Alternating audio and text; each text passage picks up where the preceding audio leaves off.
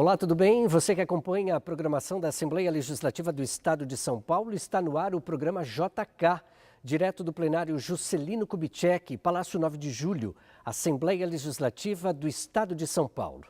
Você que acompanha a gente então já sabe que o programa JK tem o objetivo de levar ao telespectador, à telespectadora paulistas, as menções do que os parlamentares falam aqui no plenário Juscelino Kubitschek.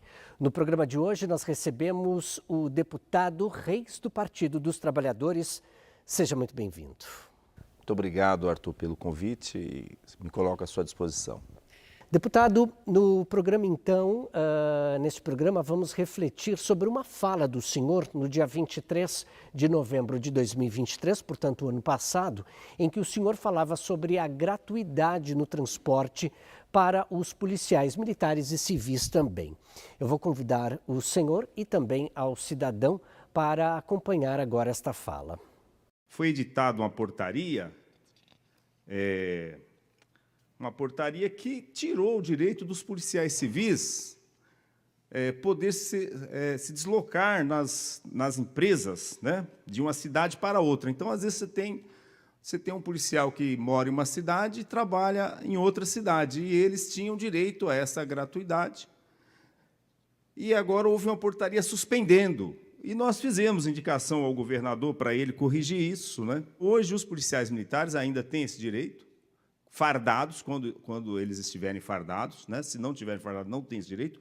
Mas os demais policiais, e a gente pega a Polícia Penal, que às vezes está trabalhando lá em um presídio muito distante de sua residência, né? Esses perderam o direito por essa portaria que foi publicado pela Secretaria de Parcerias e Investimentos do Estado de São Paulo. Muito bem, você acompanhou então a fala do deputado Reis aqui no plenário Juscelino Kubitschek. Na ocasião, repetimos esta fala de extrema importância aos policiais, deputado. Então, Arthur, o que aconteceu o ano passado foi que os policiais, eles tinham direito à gratuidade, e nós temos um problema que os policiais moram em uma cidade, trabalham em outra, policiais moram em São Paulo, trabalham no interior, policiais moram no interior, trabalham em São Paulo. Então, eles eram transportados de forma gratuita, e isso foi por conta de uma resolução que se deu na época da pandemia, né? E esse serviço vinha sendo entregue para eles até então, e o governo do Estado de São Paulo acabou revogando, né, essa portaria que garantia a gratuidade a esses policiais, né? Então, hoje os policiais eles estão pedindo carona, eles ficam em pedágios pedindo carona nas rodoviárias. O governo tentou um acordo com as empresas, e aí voltou o que era antes, ou seja, as empresas que vai da cidade de São Paulo para o interior, ou que vem do interior para São Paulo, elas levam até 2 policiais. Só que a demanda é muito grande, né? Chega a ter lugares que tem 8, 10, 12 policiais esperando o transporte e não tem.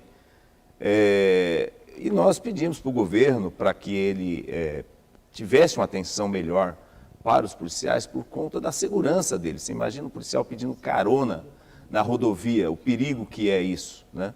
Os policiais são atacados. Para ele pedir carona, ele tem que pôr uma farda, ele tem que ficar ali fardado, sozinho, né? Muitas vezes correndo todos os riscos para poder ir para o trabalho. E pedir carona também, você não sabe com quem você está andando, né? Você pode pedir carona e o cara é um traficante, pode ter droga dentro do carro dele, ter um bloqueio, vamos pegar os policiais civis que não usam farda, lá na frente tem um bloqueio, vai vistoriar o carro do indivíduo, você vai encontrar a droga, como que vai ficar isso aí? Então, o Estado, ele tem que preservar a integridade dos policiais, ele tem que preservar, ele tem que garantir a segurança dos policiais, né? Então, inclusive eu apresentei um projeto que está tramitando aqui na Assembleia Legislativa, para que garanta a gratuidade para os policiais, as empresas, os batalhões, as delegacias, elas vão informar na sua unidade quais são os policiais que moram distante do seu local de trabalho, e com base nessas informações, a empresa vai emitir o bilhete do transporte E ela, como ela recolhe imposto para o Estado, o ICMS, né, ela pode, então, abater esse custo no imposto, né, uma compensação tributária, para tentar dar solução. Porque quando você vai para o governo, outros dias mesmo teve aqui o secretário da Casa Civil, ele falou que isso custa em torno de 50 milhões por ano. Bom, 50 milhões por ano para garantir a segurança dos policiais não é muita coisa, porque você vai dividir isso por 12 meses, né? Não é 50 milhões numa tacada só.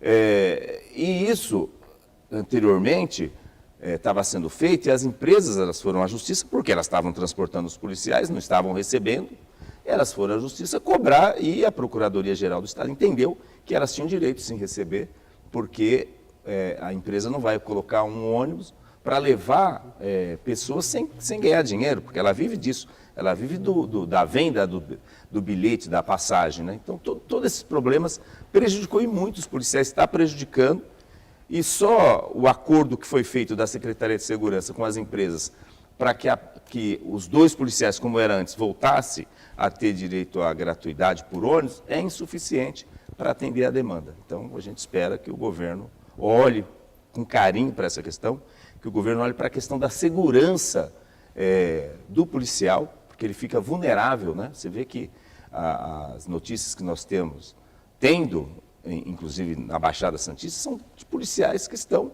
morrendo, né, na mão dos bandidos. Então, você imagina um policial sozinho numa rodovia, buscando pegar uma carona, porque ele tem que chegar no seu local de trabalho, muitas vezes acaba chegando atrasado, é punido, porque esse atraso enseja punição, principalmente para os militares, ou o governo coloque eles para trabalhar perto de suas casas, né?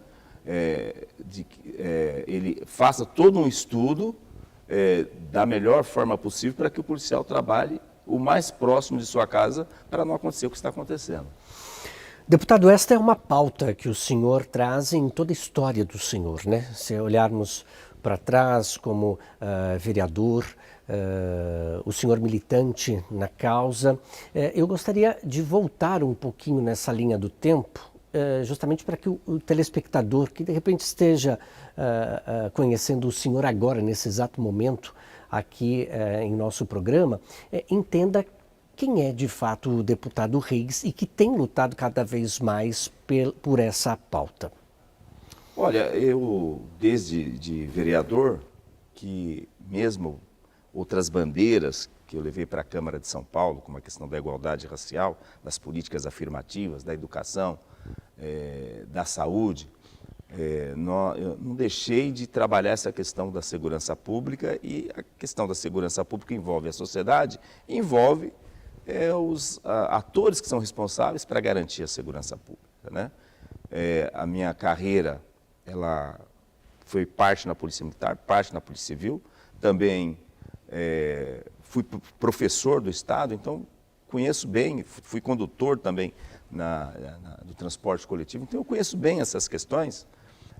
E, obviamente, chegando aqui na Assembleia, a Assembleia aqui, ela tem dificuldade para dar resposta para a população. Essa casa trabalha mais quando o governo tensiona ela, né? Quando o governo manda os seus projetos para cá com urgência, né? Então, os deputados se reúnem aqui para poder aprovar as vontades governamentais. Mas o povo tem que entender, e os deputados têm que entender, que eles são funcionários do povo. E o povo é o patrão dos deputados, né? Então, independente da questão governamental, os deputados eles têm que trabalhar um pouco mais para a população. Toda essa violência que está acontecendo em São Paulo, e os policiais estão sendo vítimas, os cidadãos estão sendo vítima também, claro, os deputados que são da área de segurança, eles vêm aqui, batem, questionam, mas nós temos que entender também o lado da população, da sociedade, que perde seus bens, né, que não pode sair na rua com celular, né, não pode chegar tarde em casa, estão correndo todos os riscos. Então, tudo isso é uma discussão que nós, desde da Câmara Municipal, de toda a minha militância, nós temos feito, e nós temos feito fortemente aqui na Assembleia para despertar, tanto na sociedade como nos deputados aqui, que nós temos que trabalhar forte, né? Nós temos que buscar soluções. Então, Eu, inclusive, estou levantando essa semana todos os projetos que nós temos aqui protocolados pelos deputados estaduais, os nossos deputados e as nossas deputadas, que diz respeito aos policiais e diz respeito à segurança pública. Porque não basta só o discurso. É fato que os deputados fazem discurso, sobem à tribuna, falam, cobram, mas nós podemos ter uma ação mais produtiva, mais proativa. O que nós podemos fazer para aprovar matérias que realmente possam ajudar os policiais no dia a dia, no seu trabalho, e melhorar a segurança da população? Então, eu tenho levantado, eu pedi para a minha assessoria levantar, e eu vou propor ao presidente da Assembleia, o deputado André do Prado, e também aos deputados da área da segurança pública, os demais deputados, para que nós façamos um mutirão nessa casa, um mutirão na Assembleia Legislativa com vista a aprovar matérias que melhorem a segurança da população, melhorem as condições dos policiais, né? Porque o Estado, o governo, o imperador, ele tem feito muito pouco pela segurança pública, muito pouco. Então, o imperador atual está aí desde 1º de janeiro de 2023, então nós já está no 14º mês. Nós tínhamos um concurso para a Polícia Civil que foi feito na gestão do João Agripino Doria, na gestão anterior, com policiais já aprovados, cerca de 2.700 policiais aprovados, e até agora nenhum deles foi contratado, foi nomeado. Nem sequer entrou na academia para fazer o curso preparatório. Então, há uma ineficiência muito forte no governo do Tarcísio, muito forte. E nós vamos para as delegacias, não tem funcionários, não tem pessoas para atender o povo, não tem pessoas para investigar os crimes, né? Então, investigo aqueles fatos que repercutem na mídia, mas a segurança não pode viver só disso, né? Consegui elucidar aquele caso porque chamou a atenção, deu mídia, deu televisão, deu Datena, deu Rede Globo, deu Arthur, aí eles correm atrás para resolver. Mas e os milhares de casos que as pessoas desconhecem, né? 600 celulares sendo roubados todos os dias na capital de São Paulo, veículos que estão sendo furtados e roubados, casas que as pessoas recebem ali a visita inesperada de bandidos, né? Tudo isso fica, muitas vezes, só quando aparece na estatística, mas não é colocado de público para a sociedade conhecer. Então, o governo não contratou os policiais, não nomeou, sequer eles entraram na academia, que é um absurdo isso, né? Então, e você vai para a Polícia Militar, a mesma coisa. Então, o que o governo está fazendo?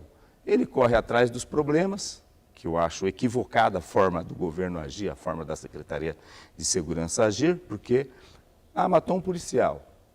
Vou fazer operação escudo, faz aquele barulho todo, mas os resultados práticos são mínimos, são ruins. E ainda depois acaba pessoas inocentes sendo vítimas da violência policial, como aconteceu, que está na reportagem, de um catador lá da Baixada que foi assassinado, executado. Então, essa forma de fazer segurança é a pior forma possível, porque você mata um, ele mata o outro. Aí isso vai até onde, né? Então, o ideal é que quando você tem uma ação dessa, onde um policial, um cidadão, não é só o policial, um cidadão é vítima do bandidismo, você opere silenciosamente a investigação, o estudo do terreno, a identificação daquele indivíduo que cometeu o crime para ele ser preso. E claro, se ele enfrentar a polícia, que se aplique as regras, a força necessária, que é o que diz a lei, né? Mas não adianta eu fazer todo esse barulho, tiro os policiais de São Paulo, levo para a Baixada, daqui a pouco a mesma coisa. Até onde vai isso, né? Então, mostra o despreparo que tem o governo atual para dar solução para os problemas da segurança pública. E isso essa questão da segurança passa por contratação de policiais civis, contratação de policiais militares, valorização, porque os salários são indignos. Os salários dos policiais são indignos. Como é que um soldado pode ter um padrão de R$ 1.900? Aí você soma mais o RTP, Um soldado que entra na polícia, ele não entra com quinquênio, não entra com sexta parte. Ou seja, para melhorar o salário dele, vai muito tempo. Não é de um dia para o outro. Para melhorar, que eu digo, é chegar em R$6.000, que é o máximo que pode chegar.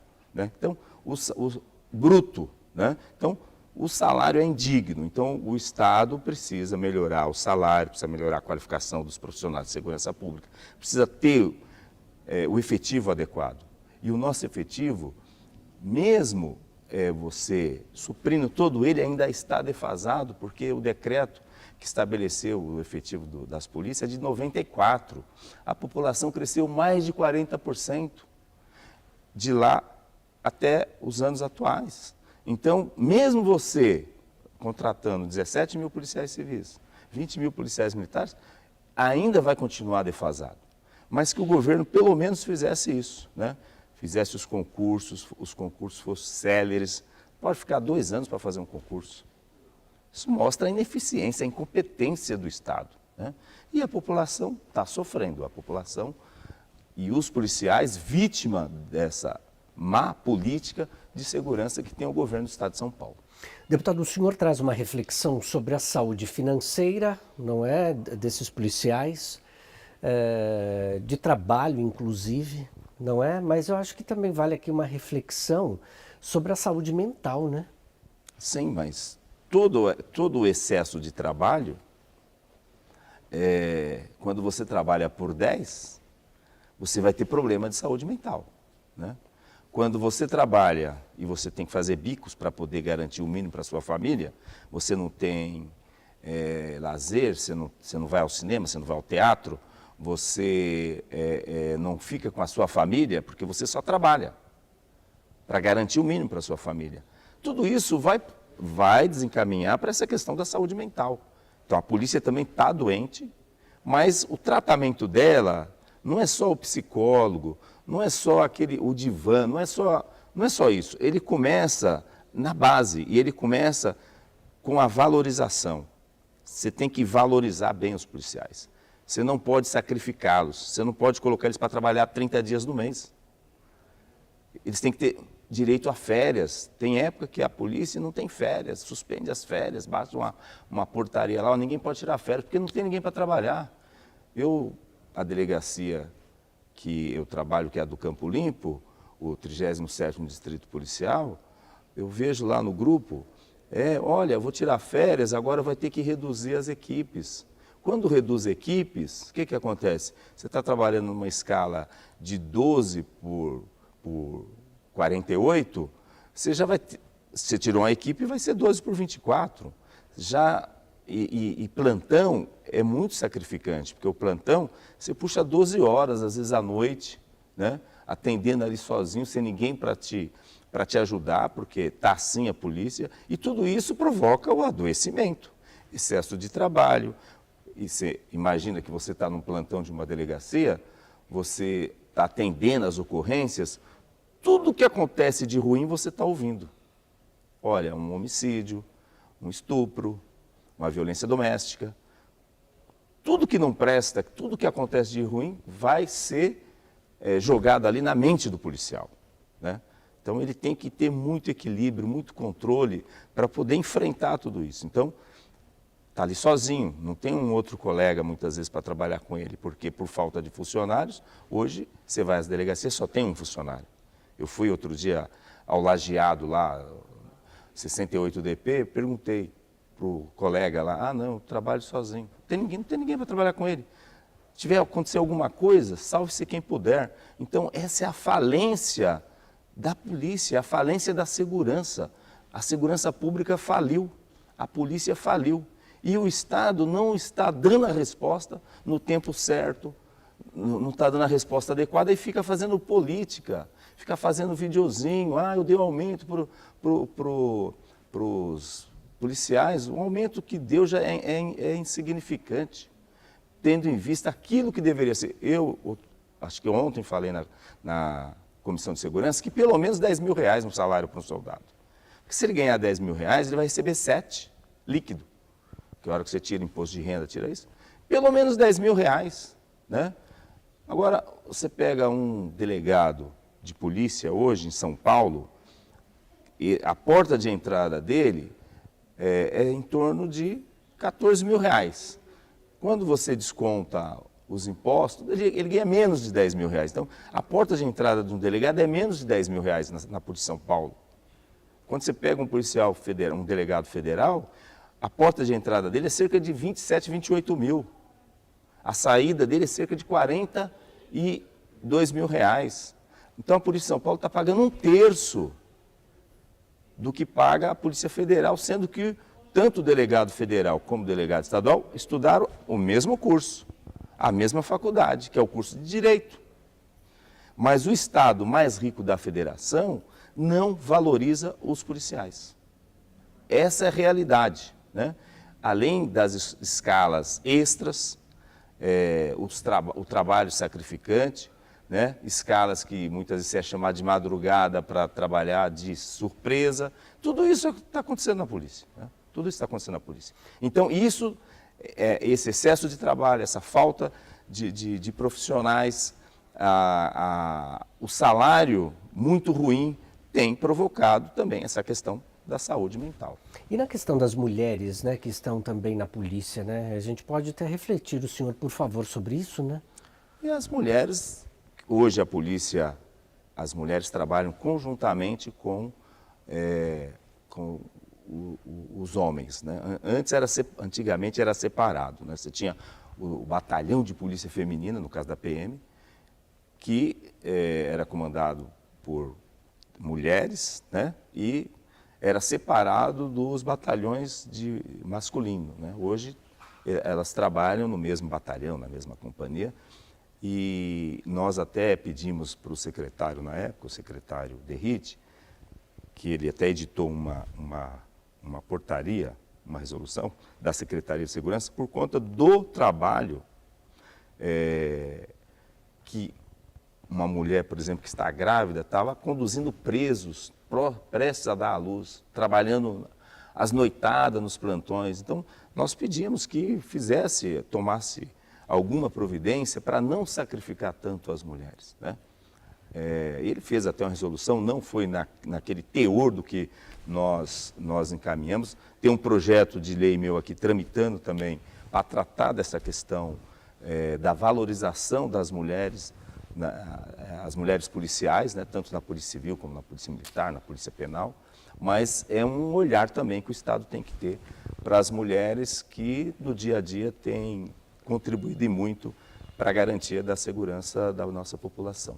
Deputado Reis, a gente está quase terminando o primeiro bloco, mas eu gostaria de linkar, então, todo este assunto que o senhor nos trouxe aqui como reflexão com aquela questão do senhor aqui na tribuna do plenário Juscelino Kubitschek, quando o senhor traz, então, uma ideia da gratuidade no transporte público, né? Então, acho que dá para fazer um link, né? Uma fala sobre todo esse assunto. A gratuidade é de suma importância. E eu, assim, nas redes sociais, eu recebi total apoio dos policiais, porque muitos policiais, às vezes, nós fizemos um levantamento através do Citrapresp, ele passou para a gente, que tem policiais que precisam de R$3 mil por mês para poder pagar só o seu transporte, para deslocar do seu local de trabalho para a sua casa e da sua casa para o seu local de trabalho. Mais de R$3 mil, dependendo da cidade que você está. Para vir para São Paulo, você está aqui em São Paulo, você vai para a Baixada. Você está na Baixada, vem trabalhar em São Paulo. Você está aqui em São Paulo, vai trabalhar em Sorocaba. Você está em Sorocaba, vem trabalhar em São Paulo. Está em Sorocaba, vai trabalhar em Campinas, né? Então, nem sempre a pessoa tem carro para ir, nem sempre tem condições de pagar pedágio. Você imagina, se você for com o seu veículo, né, trabalhar daqui lá em Campinas, por exemplo, quantos pedágios você tem para ir, quantos pedágios você tem para voltar. Então, é uma situação difícil para o policial. Então, tem que garantir, se o Estado precisa desse policial lá naquela cidade, porque às vezes ele não tem gente lá que mora lá para prestar o serviço. Quando fez-se o concurso, não houve aprovação de pessoas daquela cidade, então ele tem que deslocar mesmo o policial de uma cidade para outra, porque ele tem que manter o atendimento mínimo, né, com todo esse caos que está a segurança, mas o atendimento mínimo tem que existir, né? Então, imagina que ele tem que pagar pedágio, se ele for, vou com o meu carro, ele vai gastar combustível, ele vai... Então, pelo que o policial ganha, ele não tem condições de suprir isso aí. Então, nós temos casos que gastam 1.800, 3.900, 2.000. Então, o Estado ele tem que resolver isso, porque... Ou ele, então, fala, não, tudo bem, eu vou te pagar 20 mil por mês e você trabalha onde a gente escolher que você vai trabalhar. Aí, tudo bem, ele pode até alugar uma casa, mudar perto do seu serviço, mas com o salário que o policial ganha hoje, ele não consegue fazer isso, não consegue se deslocar. Então, o Estado tem que garantir, se o Estado quer que ele vá trabalhar em outra cidade distante daquela onde ele mora, ele tem que garantir que esse transporte seja efetivado, né? Então, ou o governo faz isso por vontade, ou a Assembleia aprova e fala para o governo, você tem que fazer. E se o governo vetar, a Assembleia derruba o veto. Então, a Assembleia ela tem que trabalhar em prol da segurança pública, tem que trabalhar em prol dos policiais e tem que mostrar isso. Não adianta eu mostrar no discurso, não adianta eu ficar indignado, né? Eu vou lá, mas eu não resolvi o problema. Então, nós temos que resolver o problema. Esse é o nosso papel. Tá aí as palavras do deputado Reis, do Partido dos Trabalhadores. Deputado, a gente vai fazer um rápido intervalo. Chegou a hora daquele momento, então, de a gente aproveitar a água que o próprio deputado nos trouxe aqui para a gravação. Você que está aí do outro lado, é rapidinho, aproveite também esse momento para aliviar um pouquinho a garganta. A gente já volta, até já.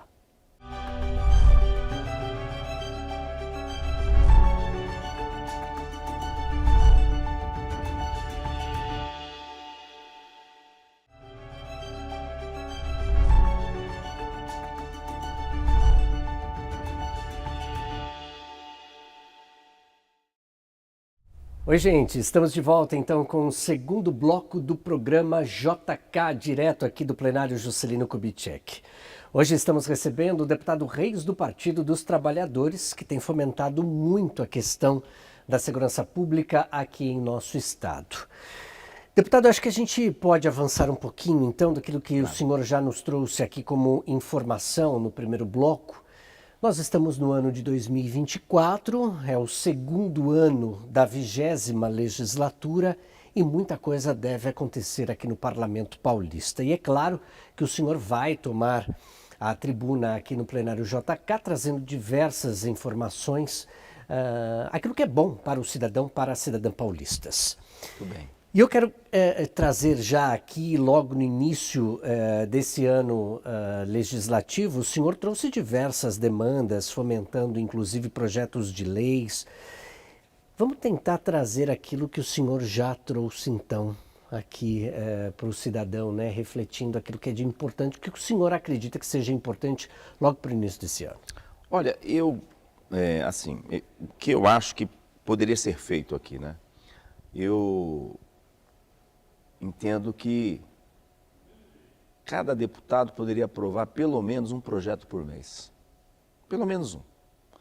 O meu entendimento é que se a Assembleia votasse um projeto por mês, nós poderíamos ter mais vida nessa casa, né? Porque você pegava terça-feira e começava a discutir os projetos dos deputados, debater os projetos. Não conseguiu votar tudo na terça, tem a quarta, tem a quinta, não conseguiu, tem a semana seguinte, então são 94 deputados, é possível votar um projeto de cada deputado por mês. Eu gostaria muito que a Assembleia funcionasse nessa lógica. Mesmo que os projetos sejam vetados pelo vetador geral do Estado, mas é muito importante demonstrar para a sociedade essa vontade do parlamento de dar resposta para ela. E você dá resposta com a aprovação de projetos. O que o deputado faz? Fiscaliza o governo.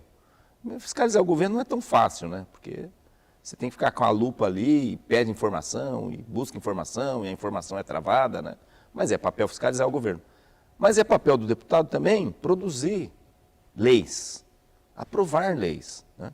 Então, o resultado do ano passado eu achei muito ruim. muito ruim. Então, eu tenho uma esperança que esse ano essa casa possa se debruçar da pauta da educação, da saúde, da segurança pública, né? E dar resposta para a sociedade. Tem N projetos aqui tramitando. Ontem, a CCJ passou 130 projetos. E passou, inclusive, 5 projetos de minha autoria, que eu fiquei muito contente.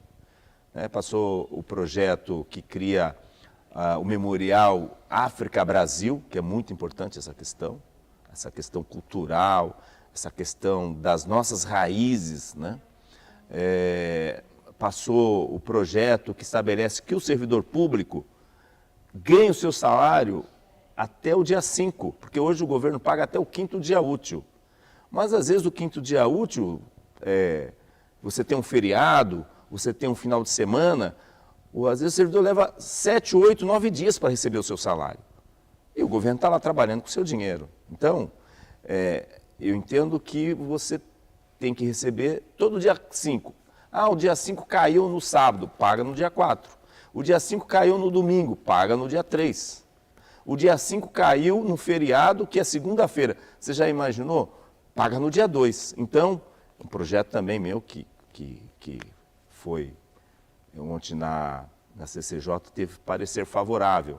A questão da classe imediata para os policiais. A Polícia Militar tem o posto imediato, a Polícia Civil não tem. Então, é uma demanda antiga, histórica, e que no passado a polícia já teve a classe imediata, que a gente quer recuperar e o governo conceda esse direito aos policiais civis. Também é um projeto de minha autoria que recebeu parecer favorável ontem na CCJ. E o dia do veto? O dia do veto estava sendo obstruído.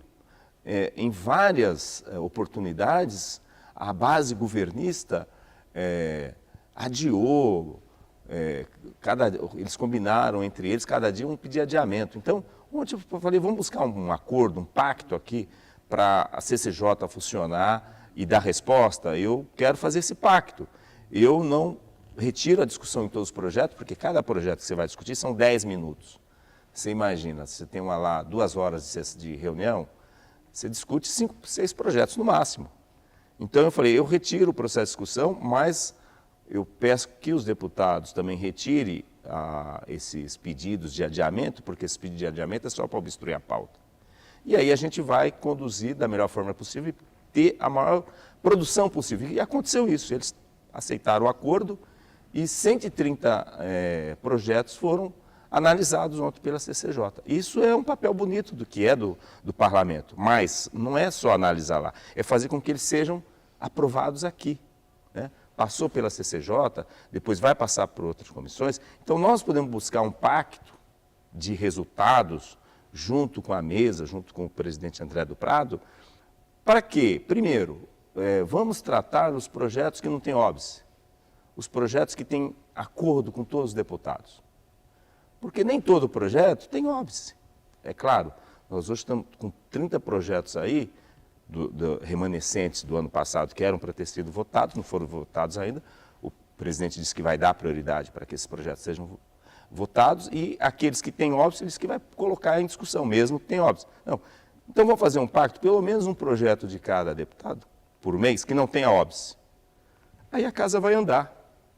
A casa vai andar e vai mostrar para a sociedade que os deputados estão ali realmente trabalhando para eles. Agora, não dá para ver essa casa do jeito que nós estamos vendo ela hoje, por exemplo, né?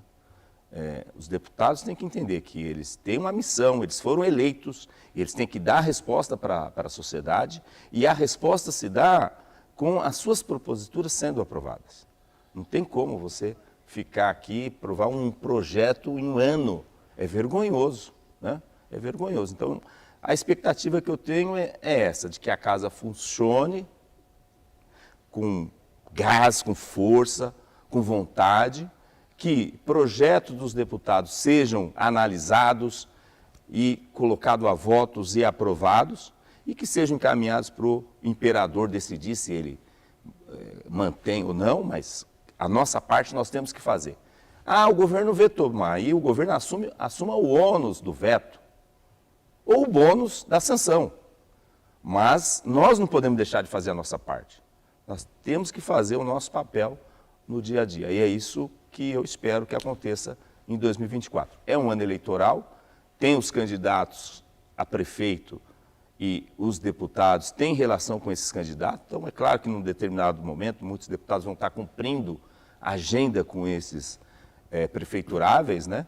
Mas não pode esquecer, mesmo com todo esse processo eleitoral, a eleição de vereadores, de prefeito, não pode esquecer aquela delegação de poder que o povo nos deu.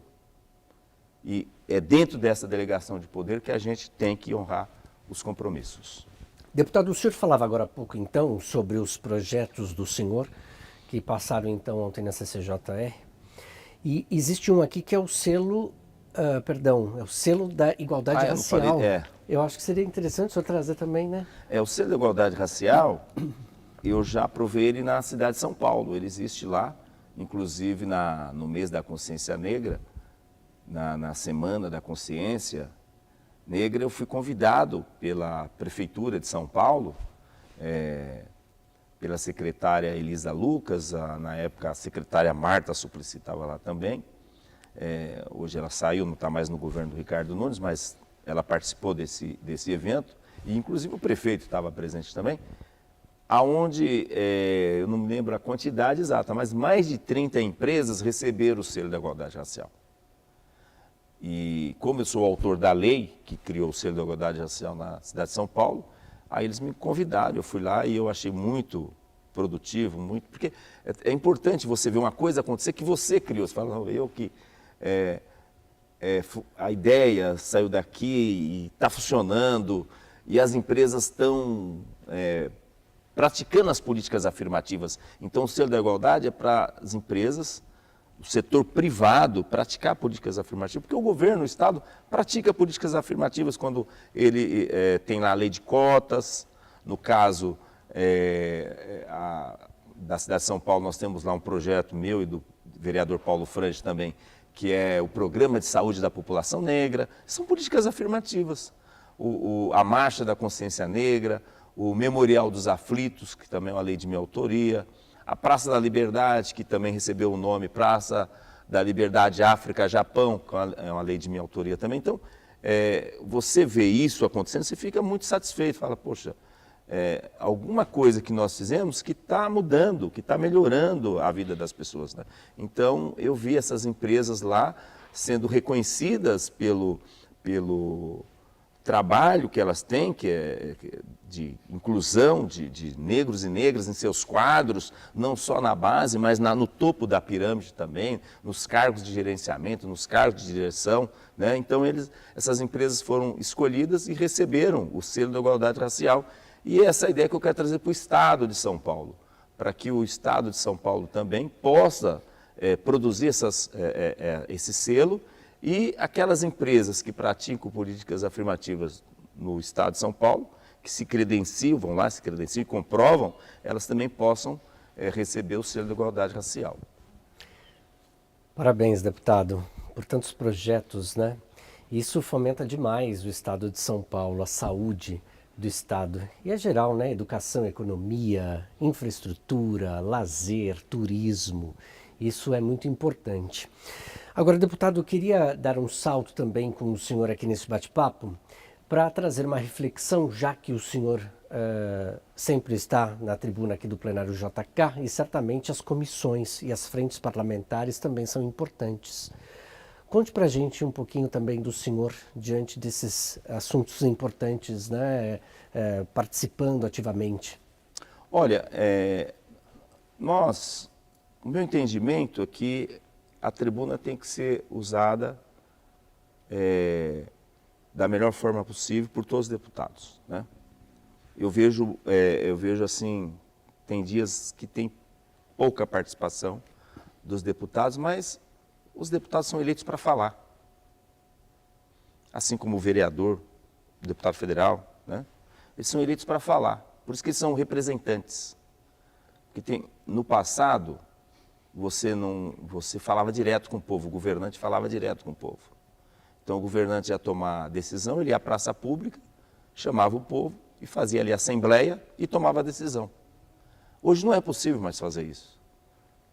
São Paulo tem mais de 45 milhões de habitantes. Como que eu vou convocar 45 milhões de habitantes para deliberar, né? Então, por isso que a sociedade foi evoluindo e surgiu esse modelo, que é o nosso modelo, dos poderes, da tripartição dos poderes, do poder executivo, do poder judiciário, do poder legislativo. E o poder legislativo é o representante do povo. Então, aquilo que tem que se falar para o governo, quem fala é o representante do povo. E a tribuna é para isso, por isso que é o parlamento, é o parlatório, é o falatório. A função nossa é falar, olha governo, está ruim a segurança, olha governo, a saúde está péssima, olha governo, precisa melhorar a educação, olha a escola não tem quadra, a escola não tem uma quadra coberta, os professores estão com dificuldades, é o papel nosso falar. Então, a tribuna é para isso, é para você falar, cobrar, denunciar, e é para você encaminhar essas demandas para o governo, para o prefeito, para o governo federal, para a justiça, para o Ministério Público, que muitas coisas o cidadão que está lá na ponta, ele não consegue atender, ele não consegue atingir, ele não consegue falar com o governador, ele não consegue falar com o prefeito, ele não consegue falar com o presidente da República. Por isso tem o seu representante, você vai falar em meu nome. É como se aqui, e que os deputados têm que entender isso, é como se aqui tivesse 46 milhões de pessoas. Os 94 deputados estão aqui representando essas pessoas, falando em nome delas, né? Então eles têm que aproveitar melhor a tribuna e às vezes eu até cobro, até de mim eu cobro, né? Falei, pô, tem dia que não dá para você ir, tem agenda no interior, agenda em cidades distantes, né? Porque às vezes a gente tem demandas que vêm também e que você também tem que atender, tem que ir lá ver o que é, o que não é, com quem que você vai falar para encaminhar aquela questão da prefeitura ou aquela questão da comunidade ali, que às vezes não consegue chegar na fonte de poder para ter solução dos seus problemas. Então, o representante ele tem que fazer isso, ele representa a todos, né? Então, é isso que a gente espera. As frentes parlamentares, elas demandam também a participação, porque elas são temáticas, e elas demandam a participação das pessoas envolvidas. Não tem frente parlamentar sem participação popular. Então, eu venho de uma experiência da Câmara de São Paulo, que eu presidi por 4 anos, a frente parlamentar em defesa da igualdade racial. E nós chegamos a ter lá 600, 700 pessoas participando na Câmara da frente parlamentar. Então, nós tínhamos uma lei lá que era muito perseguida, que é a lei de cotas, que é uma lei de minha autoria, inclusive, e tinha vereadores da direita, da extrema-direita, contra essa lei, queriam revogá-la de todo jeito. E nós mobilizamos tanto a sociedade que a lei agora vai fazer 10 anos. Né? Não conseguiram que ela fosse revogada, não conseguiram destruir a lei de cotas. Mas essa vitória, essa blindagem na lei se deu pela participação popular. Porque quando os vereadores viram a casa lotada, falou, não dá para a gente mexer nisso. Não dá para a gente votar para revogar isso aí. E acabaram os vereadores, muitos vereadores que inclusive eram contra e que votaram contra e ficaram a favor da lei de cotas. Então, olha que fantástico que é a participação da população. Então, a frente, eu estou coordenando 3 frentes. A frente parlamentar em defesa da Polícia Civil, porque os governos que passaram tentaram destruí-la e o atual governo ainda não fez nada para que ela cresça, para que ela realmente tenha todas as condições para fazer o seu papel. Então, nós criamos uma frente em defesa da Polícia Civil. Mas é importante que os policiais civis possam se apropriar dela e participem, né? A hora que a gente chama uma reunião, chama uma plenária, que eles venham, porque é eles que vai mostrar para o governo a força política capaz de fazer as transformações que precisam ser feitas na Polícia Civil. A mesma coisa na Polícia Penal. A Polícia Penal ela tem sido vítima do governo de plantão, porque o governo prometeu regulamentar o ano passado, até agosto do ano passado, isso não aconteceu. Agora, eles foram à Justiça, foram até o Supremo notificou o governador de São Paulo, agora parece que eles vão mandar o projeto nesse primeiro semestre de regulamentação, Mas eles perderam muito porque, enquanto as demais polícias teve um reajuste superior à inflação, eles não tiveram. Eles tiveram lá os 5%, 6% que o governo deu. E o governo tinha prometido para eles que na regulamentação ia equacionar essa questão. Então, nós formamos essa frente, mas o sucesso dela se dá também com a participação dos policiais penais. E a Frente em Defesa do Hospital, do Servidor Público e do Instituto da Saúde do Servidor Público, o IANSP, né, que é outro problema que nós temos para o servidor, e aí não é só os policiais, todos os servidores sofrem com o atendimento no IANSP, com o atendimento no Hospital do Servidor Público, com a saúde no interior, porque você tem um grande hospital aqui, mas imagina quem está a 500, 700 quilômetros da cidade de São Paulo, quanto tem sofrido para poder ter o seu direito reconhecido e atendido. Então, o governo, ele não liga muito para a saúde dos servidores. Então, nós formamos uma frente para fazer essa cobrança e vários funcionários que eu encontro, no dia mesmo que eu fui lá no Lajeado, o próprio delegado de titular reclamou do servidor, do atendimento, né, que precisou e foi muito demorado, né? Então, tudo isso tem que ser corrigido e o governo precisa pôr dinheiro no servidor. Precisa pôr dinheiro no hospital do servidor público, né? Porque hoje o hospital do servidor público está sendo mantido apenas com a contribuição dos servidores, quando o governo tinha que pôr a paridade, já que o governo que administra ele. Se o governo administra ele e nomeia lá o superintendente, nomeia os diretores do servidor, está ancorado lá na Secretaria de Gestão e Governo Digital, então, pelo menos, ele coloque a parte dele, a paridade. Então, se nós temos hoje no orçamento cerca de 2,1, 2,2 bilhões, que é o custo do servidor, que é a arrecadação dos funcionários públicos, o governo coloque mais esses 2 bilhões para poder garantir que quem está no interior não precisa se deslocar para cá, quem está no interior tem a saúde adequada e não superlote aqui, porque se todo mundo vem para São Paulo, o que acontece? O hospital aqui não dá conta. Ele, para você ter uma ideia, são só o pronto-socorro de adulto atende 600 pessoas por dia. Aí você tem o pronto-socorro infantil, pronto-socorro da mulher, aí você tem o ambulatório. Então, vem todo mundo de longe porque não tem o atendimento lá na sua cidade. Então, precisa o governo resolver essa questão de conveniar mais hospitais no interior, de ter centros de atendimento no interior.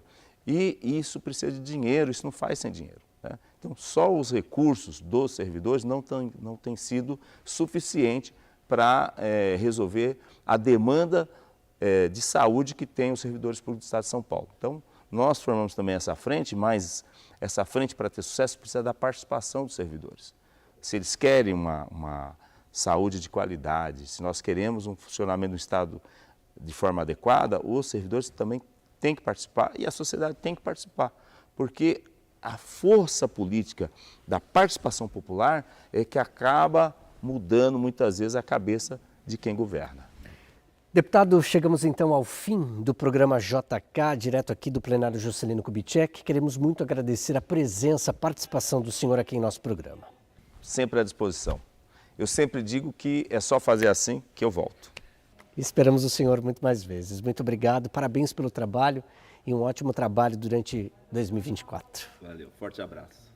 Forte abraço, deputado. Nosso forte abraço a você também, cidadão e cidadã paulistas que acompanharam a exibição deste programa. A gente se encontra na programação da Rede Alesp.